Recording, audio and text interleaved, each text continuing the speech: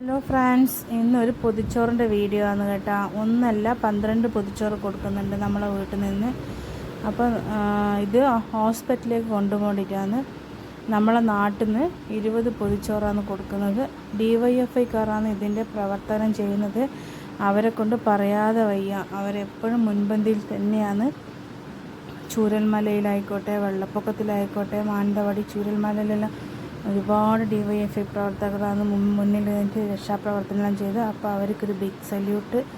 ഇതിന് പിന്നെ വന്നിട്ട് ചോറും വറവും 2 തരം കറികളാണ് കൊടുക്കുന്നത്.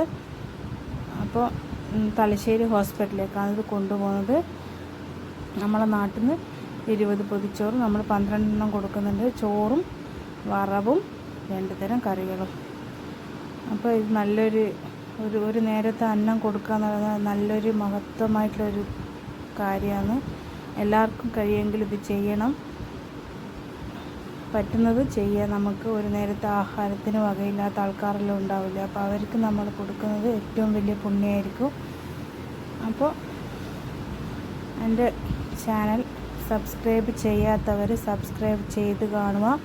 സ്കിപ്പ് ചെയ്യാണ്ട് കാണാൻ ശ്രമിക്കുക.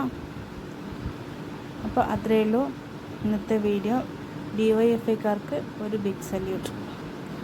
ഓക്കെ, എൻ്റെ ചാനൽ ഷെയർ ചെയ്യുക, കമൻറ്റ് ചെയ്യുക, ലൈക്ക് ചെയ്യുക. Thank you for watching. By.